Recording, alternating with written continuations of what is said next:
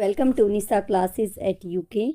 आज हम स्टार्ट कर रहे हैं गवर्नर जनरल जो भारत में हुए थे। और जब ये बंगाल पर शासन हो गया, अभी तक हम देखते थे ना, बक्सर का युद्ध होता है, प्लासी का युद्ध होता है, तो उसके बाद क्या होता है, बंगाल पर अंग्रेजों का ईस्ट इंडिया कंपनी का शासन स्थापित हो जाता है। और उसके बाद बंगाल में ये अपना शासन करते हैं। तो सबसे पहले बंगाल में क्या बनाते हैं, गवर्नर बनाते हैं। तो बंगाल का जो सबसे पहला गवर्नर था वो कौन था? तो बंगाल का जो पहला गवर्नर होता है आपका, वो होता है यहाँ पे option number A, Robert Clive. Bengal का पहला गवर्नर होता है रॉबर्ट क्लाइव। आगे आगे ये भारत का गवर्नर होता है, फिर भारत का गवर्नर जनरल होता है, उसके बाद यहाँ पे वायसराय हो जाते हैं। ठीक है, देखते हैं आगे कैसे होता है। तो ये है रॉबर्ट क्लाइव। ठीक है, और ये कब बना? 1757 में बना। इसका कार्यकाल था 1757 से 60, और बाद में ये फिर दोबारा 2 कार्यकाल इसके होते हैं। ठीक, चलिए। दूसरा, बंगाल में द्वैत शासन की व्यवस्था किसने की? तो जब रॉबर्ट क्लाइव बंगाल का गवर्नर बनता है तो ये क्या करता है, बंगाल में द्वैत शासन की स्थापना करता है, यानी इसका आंसर होता है ऑप्शन नंबर सी। और द्वैत शासन मतलब क्या होता है? इन 2 प्रकार के शासन चलते हैं, एक जिम्मेदारी किसी और की और दूसरी जिम्मेदारी किसी और की हो जाती है। ठीक है, जैसे राजस्व के मामले इसने किसने को दिए? कंपनी को।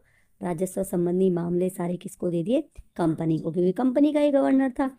और जो बाकी शासन चलाने की जिम्मेदारी, ये इसने किसको दे दी? बंगाल में जो इसने नवाब बनाया, तो शासन की जिम्मेदारी इसने दे दी नवाब को, और राजस्व की जिम्मेदारी इसने खुद कंपनी को ले ली। ठीक है, तो यहाँ पे कौन था द्वैत शासन का वाला? ये रॉबर्ट क्लाइव। तीसरा है, किस एक्ट के तहत मद्रास एवं बम्बई को बंगाल के गवर्नर के अधीन कर दिया गया? ठीक है, और एक और चीज़, जो इलाहाबाद की संधि है वो भी रॉबर्ट क्लाइव ने ही करवाई थी। तो रॉबर्ट क्लाइव करता है इलाहाबाद की संधि, जो होती 1765 में, जब ये क्या होता है, बक्सर का युद्ध होता है, उसके परिणाम स्वरूप। चलिए आगे बढ़ते हैं। किस एक्ट के तहत मद्रास एवं बम्बई को बंगाल के गवर्नर के अधीन कर दिया गया? तो जो ये आपका बंगाल का गवर्नर बनाया जाता है, जो रॉबर्ट क्लाइव रहता है, उसके बाद कुछ और भी बनते हैं। उसके बाद क्या होता है, मद्रास एवं बम्बई को भी बंगाल के गवर्नर के अधीन कर दिया जाता है। ठीक है, ठीक, तो बंगाल के गवर्नर के अधीन कर दिया जाता है मद्रास एवं बम्बई को। ये होता है रेगुलेटिंग एक्ट 1773 के तहत। तो रेगुलेटिंग एक्ट 1773 के तहत मद्रास एवं बम्बई के गवर्नर को भी क्या कर देते हैं, बंगाल के गवर्नर के अधीन कर देते हैं। चलिए नेक्स्ट क्या होता है, भारत में कंपनी के अधीन पहला गवर्नर जनरल कौन था? अब क्या होता है, जब ये जो बंगाल का गवर्नर है, इसके अधीन मद्रास एवं बम्बई भी आ जाता है, तो इसके बाद जो होता है वो क्या बनता है, अब गवर्नर जनरल। तो भारत में कंपनी के अधीन पहला गवर्नर जनरल कौन था? तो कंपनी के अधीन पहला गवर्नर जनरल था आपका वॉरेन हेस्टिंग्स। ठीक है, जब क्या होता है, मद्रास एवं बम्बई को भी उसके अधीन कर देते हैं बंगाल के, तो उसके बाद बनता है गवर्नर जनरल कंपनी के अधीन। और भारत में कंपनी के अधीन पहला गवर्नर जनरल आपका होता है वॉरेन हेस्टिंग्स, जो शुरू होता है कार्यकाल इसका 1774 से। ठीक है, चलिए नेक्स्ट है, 1772 ईस्वी में वॉरेन हेस्टिंग्स ने एक नई भू राजस्व पद्धति लागू की, जिसका नाम क्या था? ठीक है, तो 17, ये पहले जो वॉरेन हेस्टिंग्स गवर्नर जनरल तो 1774 में बनता है, लेकिन उससे पहले ये गवर्नर, जैसे बंगाल के गवर्नर होते हैं, तो सबसे पहला उसमें रॉबर्ट क्लाइव बताया, इसके बाद 2-3 और होते हैं। तो वॉरेन हेस्टिंग्स भी एक बार क्या बनता है, बंगाल का गवर्नर बनता है। बाद में जब वो कंपनी के अधीन भारत का गवर्नर जनरल बनता है, तो वो 1774 में बनता है। तो 1772 में जब वो बंगाल का गवर्नर होता है, वो एक काम करता है। वो क्या काम करता है, एक नई भू राजस्व पद्धति लागू करता है, जिसका नाम क्या होता है यहाँ पे, ये है आपका ऑप्शन नंबर बी, इजारेदारी प्रथा। भू राजस्व पद्धति लागू करता है, जो है आपकी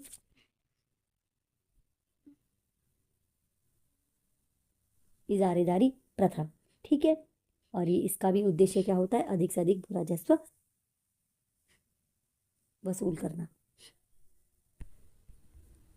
फिर है, निम्न में से किसकी स्थापना वॉरेन हेस्टिंग्स के समय में नहीं हुई थी? वॉरेन हेस्टिंग्स ने अपने समय में कुछ वॉरेन हेस्टिंग्स के समय में कुछ शिक्षण संस्थाओं की स्थापना होती, उसमें सबसे पहला क्या है, कलकत्ता मदरसा। तो 1781 में मुस्लिम शिक्षा के विकास के लिए प्रथम मदरसा स्थापित किया गया, जो किया गया आपका कलकत्ता में। तो सबसे पहला मदरसा बनता है कलकत्ता में।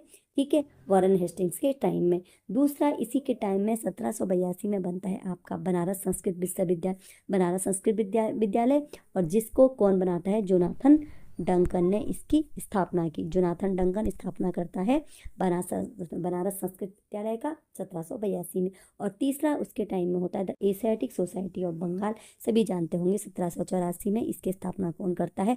चाहे तो आप हमें कमेंट में बता सकते हैं, नहीं बताएंगे तो मैं आपको बता दूं, विलियम जोन्स करता है the Asiatic Society of Bengal. यानी उपयुक्त सभी इसके आंसर हो जाते हैं, यानी कलकत्ता मदरसा, बनारस संस्कृत विश्वविद्यालय और the Asiatic Society of Bengal, तीनों की स्थापना होती है आपके वॉरेन हेस्टिंग्स के टाइम में। चलिए फिर है 1774 में कलकत्ता में स्थापित उच्चतम न्यायालय का प्रथम न्यायाधीश कौन था। तो जो अब ये वॉरेन हेस्टिंग्स का टाइम चल रहा है, तो इस टाइम पे क्या होता है, कलकत्ता में एक उच्चतम, तो वैसे उच्चतम न्यायालय की स्थापना की जाती है। और ये 1773 का जो रेगुलेटिंग एक्ट होता है ना, इसी के तहत एक उच्च न्यायालय की बात की जाती है। तो उसकी स्थापना कहाँ पे होती है, आपकी कलकत्ता में होती है। तो 1774 में जब कलकत्ता में स्थापित उच्च न्यायालय होता है, उच्चतम न्यायालय होता है, तो उसका प्रथम न्यायाधीश किसे बनाया जाता है, वो होता है एलिजा इम्पे। कौन होता है यहाँ पे, एलिजा इम्पे। चलिए आगे बढ़ते हैं। स्थायी बंदोबस्त किसने लागू किया, इसके बाद कुछ और अब जो वो आ रहे हैं। और एक और चीज थी वारेन हेस्टिंग्स के बारे में, इस पर महाभियोग भी लगाया गया था इंग्लैंड में। ठीक है, इंग्लैंड में महाभियोग लगाया गया था, किस पर लगाया गया था आपके, ये लगाया गया था वारेन हेस्टिंग्स पे। ध्यान रखिएगा, एग्जाम में क्वेश्चन पूछ लिया जाता है। ठीक, अब आ गई बात है स्थायी बंदोबस्त की। तो स्थायी बंदोबस्त को लागू कौन करता है, तो यहाँ पे स्थायी बंदोबस्त को लागू करता है आपका लॉर्ड कॉर्नवालिस। ठीक है, और ये कब किया जाता है, 1793 ईस्वी में स्थायी बंदोबस्त लागू किया जाता है। इसमें क्या होता है, जो अंग्रेजों को जो भू राजस्व देना होता है, वो कितना देना होता है, 90% या 10/11 भाग भू राजस्व अंग्रेजों को देना होता था। और अपने पास कितना रखना होता है, 1/11। ये काम कौन करता था, जमींदार करते थे। चलिए, भारत में सिविल सेवा का जनक किसे माना जाता है, इसे कहीं कहीं पर नागरिक सेवा, जिस बुक से मैं आपको पढ़ा रही हूँ वहाँ पे नागरिक सेवा भी लिखा गया है। तो नागरिक सेवा का जनक किसे माना जाता है, तो यहाँ पर ऑप्शन नंबर डी, कॉर्नवालिस को भारत में नागरिक सेवा का जनक माना जाता है। नेक्स्ट है, निम्नलिखित में से किस राज्य ने सहायक संधि स्वीकार नहीं की थी। तो जो आपका एक यहाँ पे गवर्नर आता है, गवर्नर जनरल, ठीक, ये आता है आपका लॉर्ड विलियम बेंटिक। तो लॉर्ड वेलेजली, लॉर्ड वेलेजली क्या करता है यहाँ पे, लॉर्ड वेलेजली सहायक संधि की पद्धति की शुरुआत करता है। ठीक है, और कई राज्य इसमें सहायक संधि स्वीकार करते हैं और कुछ राज्य नहीं स्वीकार करते हैं। तो यहाँ पर आपका अवध सहायक संधि को स्वीकार कर लेता है, बरार एवं भोंसले भी स्वीकार कर लेते हैं, और पेशवा भी सहायक संधि को स्वीकार कर लेते हैं। तो यहाँ पर आपको ऑप्शन नंबर डी में दिख रहा होगा, इंदौर के होलकरों ने सहायक संधि स्वीकार नहीं की थी। इसके अलावा सिंधिया, हैदराबाद, ये सभी ने क्या करी थी, सहायक संधि को स्वीकार करा था। हैदराबाद, मैसूर, सिंधिया, तंजौर, इन्होंने स्वीकार की थी, और इंदौर के होलकर ने सहायक संधि को स्वीकार नहीं किया था। चलिए, मार्च 1816 ईस्वी में संगोली की संधि किस गवर्नर जनरल के समय हुई थी। अगर आप उत्तराखंड का एग्जाम दे रहे होंगे तो आप जब पढ़ते हैं गोरखा आक्रमण होता है बाद भारत में, और जब जो राजा सुदर्शन शाह है वो अंग्रेजों को यहाँ पे आमंत्रित करते हैं गोरखों से मुक्ति पाने के लिए, तो गोरखों को पराजित कर देते हैं। उसके बाद क्या होती है, संगोली की संधि होती है। संगोली की संधि होती है मार्च 1816 ईस्वी में। उस समय क्योंकि वो अंग्रेजों से मदद लेते हैं, तो उस समय गवर्नर जनरल कौन था, तो गवर्नर जनरल लॉर्ड हेस्टिंग्स के टाइम पर संगोली की संधि होती है, अंग्रेजों और गोरखों के बीच में होती है। ठीक है, इसको यहाँ पर अगर आप जनरल नॉलेज के जीएस के टर्म में देखें तो आंग्ल नेपाली युद्ध कहा जाता है। और वैसे युद्ध किसका था, ये जब उत्तराखंड में जब ये गोरखों का आक्रमण होता है, तो ये उस समय का युद्ध है। चलिए, सन 1829 में सती प्रथा को किसने समाप्त किया, आपको ऑप्शन दिख गया होगा, ऑप्शन नंबर सी। तो यहाँ पर 1829 में सती प्रथा को समाप्त करते हैं लॉर्ड विलियम बेंटिक, जो गवर्नर जनरल होते हैं। लेकिन किसकी सहायता से, तो राजा राम मोहन राय की सहायता से लॉर्ड विलियम बेंटिक 1829 में सती प्रथा को समाप्त करते हैं। तो इस प्रकार आंसर हो जाता है आपका ऑप्शन नंबर ए एवं बी दोनों। लॉर्ड विलियम बेंटिक से संबंधित जो क्वेश्चन इंपॉर्टेंट है वह क्या है, वह आपका ये है कि जो लॉर्ड विलियम बेंटिक है ये भारत का पहला गवर्नर जनरल था। ठीक है, अब तक जो कर रहे थे, हम पढ़ रहे थे, वो क्या था, जो बंगाल का गवर्नर जनरल था ना, वो क्या था, मद्रास और बम्बई को अपने उस क्षेत्र में लेता था। इसके बाद भारत का गवर्नर जनरल बनाया गया सबसे पहला लॉर्ड विलियम बेंटिक। ठीक है, जो अब तक चल रहे थे, लॉर्ड कॉर्नवालिस, ठीक है। वारेन हेस्टिंग्स भारत बंगाल का पहला गवर्नर जनरल बनता है, जिसके अधीन मद्रास और बम्बई को कर दिया जाता है। उसके बाद जो आपका 1833 का चार्टर एक्ट होता है, ठीक है। 1833 के चार्टर एक्ट के द्वारा बंगाल के गवर्नर जनरल को भारत का गवर्नर जनरल बना दिया जाता है, और पहला भारत का गवर्नर जनरल होता है आपका लॉर्ड विलियम बेंटिक। 3 चीजें ध्यान रखना, एक बंगाल का गवर्नर होता है, दूसरा होता है जब मद्रास और बम्बई उसके अधीन कर देते हैं तब वो बंगाल का गवर्नर जनरल बन जाता है, और फिर बात आती है भारत के गवर्नर जनरल की। 3 हो गए। उसके बाद आपका वायसराय आएगा, ठीक है। और वो क्या आएगा, अभी तक कंपनी के अधीन चल रहा है, ठीक है। आगे आगे आपको बताते जाएंगे कहानी क्या क्या होती है।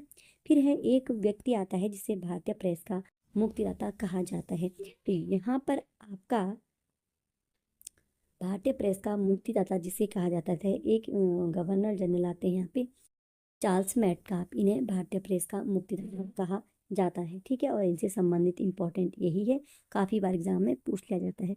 लाल डलहौजी के समय की प्रमुखताएं क्या थी, यहाँ पर भी आपको आंसर पता चल गया, उपयुक्त सभी। लाल डलहौजी के समय में क्या होता है, इनाम कमीशन की स्थापना होती है, और ये इनाम कमीशन की स्थापना की जाती है 1852 ईस्वी में, पहली बात। दूसरा, लाल डलहौजी ने व्यपगत का सिद्धांत चलाया था। व्यपगत के सिद्धांत का अनुसार क्या कर देते थे, ये इन्होंने अंग्रेजी राज्य में भारत के कई प्रांतों को विलय कर दिया जाता था, जैसे सतारा, जैतपुर, संबलपुर, उदयपुर, बघाट, झांसी। तो इन्होंने क्या किया था, व्यपगत के सिद्धांत के आधार पर अंग्रेजी राज्य में विलय कर लिया था, ये है व्यपगत का सिद्धांत, ठीक है। और तीसरा आपका है यहाँ पर वुड डिस्पैच, शिक्षा संबंधी वुड डिस्पैच या वुड का घोषणा पत्र, ये आया था 1854 में, ठीक है।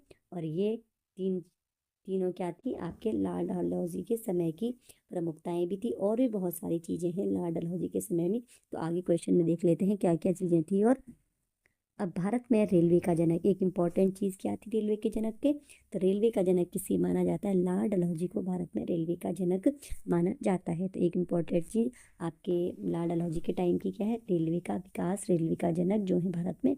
और पहली बार भारत में जो रेल चली थी वो चली थी आपके 1853 में, बम्बई से थाने के बीच में। शायद सभी जानते होंगे, लेकिन कई बार ये बहुत बेसिक क्वेश्चन है, पूछ लिया था। बम्बई से थाने के बीच में भारत में पहली बार रेल चली थी 1853 ईस्वी में। चलिए आगे बढ़ते हैं। नेक्स्ट है सन 1857 की क्रांति। इसमें भारत का वायसराय कौन था, जब 1857 की भारत में क्रांति होती है तो उसमें भारत का वायसराय कौन था, तो भारत का उसमें वायसराय न होकर के ये उसमें भारत का गवर्नर जनरल ही रहता है। तो उसमें भारत का गवर्नर जनरल रहता है आपका option number C, Lord Canning, ठीक है। वायसराय कब बने जाते हैं, वायसराय तब होता है जब यहाँ पे 1858 में, ठीक है, 1858 में जब यहाँ पे ब्रिटिश क्राउन का यहाँ पे साम्राज्य स्थापित, कंपनी का शासन समाप्त हो जाता है और ब्रिटिश क्राउन के अंडर में भारत आ जाता है। तब जो यहाँ पर गवर्नर जनरल होते थे पहले, अब वो वायसराय कहे जाने लगते हैं। तो यहाँ पर हम वायसराय नहीं कहेंगे 57 की क्रांति में। 1857 की क्रांति में जो भारत का गवर्नर जनरल था वो लॉर्ड कैनिंग था, ठीक है। चलिए आगे बढ़ते हैं, सुमेलित करना है हमें। और प्रथम वायसराय भी कौन था, आपका लॉर्ड कैनिंग ही था, ठीक है।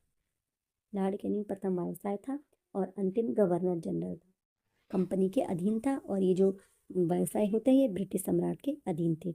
चलो कुछ कार्य हैं, कुछ वर्ष हैं और कुछ महत्वपूर्ण कार्य देखते हैं 21 वर्ष में कौन सा हुआ। अभी हमने पढ़ा इनाम कमीशन, तो इनाम कमीशन लाल डलहौजी के टाइम का है, ये होता है 1852 ईस्वी में, ठीक है।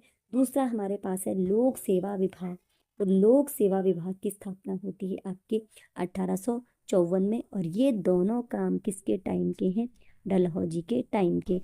लोक सेवा विभाग की बात जब आती है तो यहाँ पर सार्वजनिक निर्माण विभाग यानी PWD की स्थापना भी इसी में आ जाती है, लोक सेवा विभाग के अंतर्गत।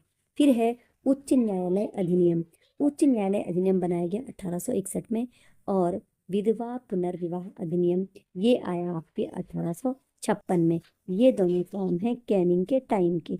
उच्च न्यायालय अधिनियम 1861 का और विधवा पुनर्विवाह अधिनियम 1856 का, ये दोनों लॉर्ड कैनिंग के टाइम की चीजें हैं। चलिए नेक्स्ट है भारत में प्रथम जनगणना किसके कार्यकाल में हुई, तो भारत में प्रथम जनगणना पहले देखते हैं होती कब है, भारत में प्रथम जनगणना होती है 1872 ईस्वी में, और ये होती है आपके लॉर्ड मेयर के कार्यकाल में प्रथम जनगणना होती है 1872 में।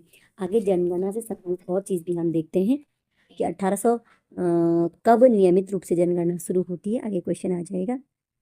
चलिए, स्थानीय स्वशासन की शुरुआत किस वायसराय ने की? तो यहाँ पर आपको दिख रहा होगा ऑप्शन नंबर बी, स्थानीय स्वशासन की शुरुआत करते हैं यहाँ पे लॉर्ड रिपन। ठीक है, और ये कब बनाते हैं इसकी संबंधित कानून? 1882 में लॉर्ड रिपन क्या करते हैं? स्थानीय स्वशासन से संबंधित क्या करते हैं? कानून बनाते हैं। चलिए, अब यहाँ पे थोड़ा सा लॉर्ड रिपन से संबंधित इंपॉर्टेंट चीज क्या थी, मैंने भी बताया था आपको। जनगणना लॉर्ड रिपन के टाइम में सन 1881 में नियमित रूप से जनगणना प्रारंभ की गई, यानी 1881 में से के बाद ऐसा हुआ कि प्रत्येक 10 वर्ष के अंतराल पर नियमित रूप से जनगणना कराई गई। ठीक है, तो सबसे पहले नियमित रूप से जनगणना कराई गई 1881 में, और जनगणना जो शुरुआत होती है वो 1872 में होती है। नियमित जब बात आती है तो वो 1881 में आती है, और इसके बाद प्रत्येक 10 वर्ष के अंतराल पर जनगणनाएं होती रही हैं। चलिए आगे बढ़ते हैं। इल्बर्ट बिल के विरोध में अंग्रेजों द्वारा किए गए विद्रोह को क्या कहा जाता है? पहले ये देख लेते हैं कि इल्बर्ट बिल था क्या।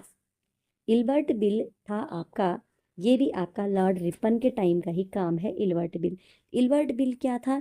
ये था, अंग्रेज इसका विरोध कर रहे थे। तो अंग्रेज इसका विरोध क्यों कर रहे थे? क्योंकि ये अंग्रेजों के अपोजिट में था।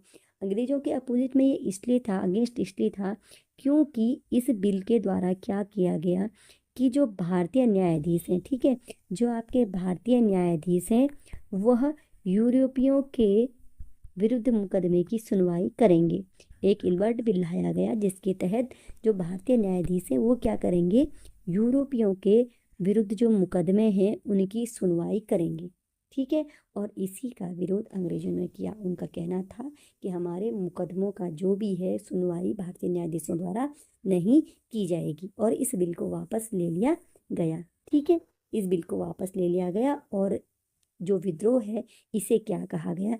इसे श्वेत विद्रोह कहा गया। ठीक है, तो इल्बर्ट बिल के विरोध में अंग्रेजों द्वारा जो विरोध किया जाता है, विद्रोह किया जाता है, उसे श्वेत विद्रोह कहा जाता है। एक और चीज इसमें इंपॉर्टेंट जो है वह यह है कि जो आपका लॉर्ड रिपन होता है, इसे फ्लोरेंस नाइटिंगेल ने भारत के उद्धारक की संज्ञा दी।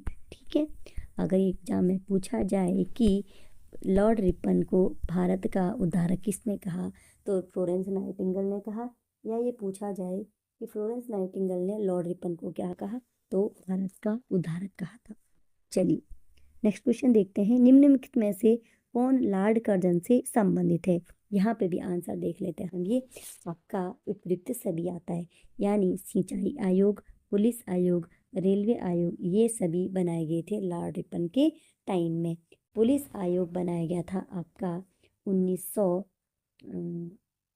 पुलिस आयोग बनाया गया था 1902 में। सिंचाई आयोग आपका बना 1901 में।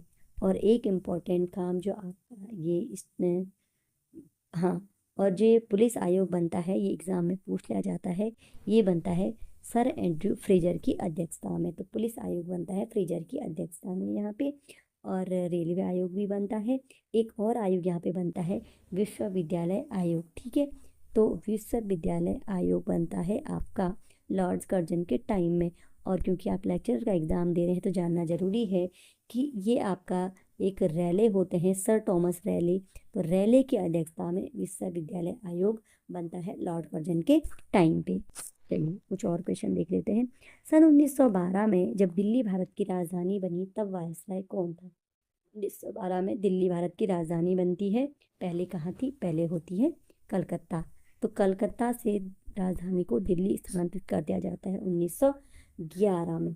ठीक है, घोषणा की जाती है 1911 में, और राजधानी बनती कब है? 1912 में। ठीक है, और 1911 में एक दिल्ली दरबार होता है लॉर्ड हार्डिंग द्वितीय के टाइम पे दिल्ली दरबार होता है 1911 में, जिसमें घोषणा की जाती है कि अब कलकत्ता से राजधानी को दिल्ली स्थानांतरित कर दिया जाएगा। उसके बाद 1912 में दिल्ली भारत की राजधानी बनती है और उसमें वायसराय कौन होता है आपका? लॉर्ड हार्डिंग द्वितीय आपका वायसराय होता है। और लॉर्ड हार्डिंग द्वितीय पे ही क्या होता है? बम फेंका जाता है, जिसे दिल्ली षड्यंत्र केस भी कहा जाता है। ठीक है। और यहाँ पर एक इम्पोर्टेंट क्वेश्चन पूछा जाता है कि जो दिल्ली षड्यंत्र केस है उसमें दीनानाथ नामक एक व्यक्ति सरकारी गवाह बन जाता है, जिसके कारण बम फेंकने वाले जो बाकी लोग होते हैं उनको फांसी की सजा हो जाती है। ठीक है, चलिए आगे बढ़ते हैं। लॉर्ड इरविन के कार्यकाल में कौन सा गोलमेज सम्मेलन हुआ? कुल गोलमेज सम्मेलन कितने होते हैं? 3 गोलमेज सम्मेलन होते हैं। एक होता है लॉर्ड इरविन के कार्यकाल में, ठीक है, और ये होता है आपका प्रथम। तो प्रथम जो गोलमेज सम्मेलन होता है लॉर्ड इरविन के कार्यकाल में होता है, और ये कब होता है आपका? 1930 में। इस गोलमेज सम्मेलन की विशेषता क्या होती है? यहाँ पर कांग्रेस भाग नहीं लेती है, और जो आपका सविनय अवज्ञा आंदोलन से संबंधित रहते हैं ये भी लॉर्ड इरविन ही रहते हैं, जिसमें गांधी इरविन समझौता होता है। चलिए 25 जून 1945 को शिमला में सम्मेलन होता है। ये शिमला सम्मेलन कौन बुलाता है? तो ये शिमला सम्मेलन बुलाता है आपका लॉर्ड बेवेल। 25 जून 1945 को शिमला सम्मेलन कौन बुलाता है? लॉर्ड बेवेल बुलाते हैं। ठीक है, और इससे संबंधित शिमला सम्मेलन से संबंधित बाकी चीज़ें हम कहाँ पढ़ेंगे? जब आपको भारत का स्वाधीनता संघर्ष बताएंगे वहाँ पर हम इसे पढ़ेंगे। स्वतंत्र भारत का प्रथम गवर्नर जनरल कौन बना? 15 अगस्त 1947 को भारत स्वतंत्र हो जाता है। उसके बाद भारत का प्रथम गवर्नर जनरल, स्वतंत्र भारत का प्रथम गवर्नर जनरल कौन बनता है? यहाँ पे लॉर्ड माउंटबेटन होता है। और इस क्वेश्चन के 2-3 टाइप एग्जाम में पूछे जाते हैं। एक तो जो आपको भी बताया वो उसका आंसर तो लॉर्ड माउंटबेटन है। एक पूछा जाता है कि स्वतंत्र भारत का प्रथम भारतीय गवर्नर जनरल कौन था? और प्रथम एवं अंतिम दोनों एक ही होता है। अगर प्रथम पूछ लिया जाए, अंतिम पूछ लिया जाए, या प्रथम एवं अंतिम भारतीय गवर्नर जनरल पूछा जाए तो वो होते हैं आपके सी राजगोपालाचारी। ठीक है, स्वतंत्र भारत का प्रथम गवर्नर जनरल लॉर्ड माउंटबेटन होता है, एवं प्रथम एवं अंतिम भारतीय गवर्नर जनरल होता है आपका सी राजगोपालाचारी। तो मैंने 25 क्वेश्चन आपको गवर्नर जनरल से रिलेटेड करवाए हैं। अगर ये क्लास अच्छी लगती है तो लाइक जरूर कीजिएगा, और कल से हम पढ़ेंगे भारत का स्वाधीनता संघर्ष। 2-3 क्लास में हम उसको भी कंप्लीट कर देंगे, उसके बाद आपका ज्योग्राफी स्टार्ट करेंगे। चलिए मिलते हैं दूसरी क्लास में।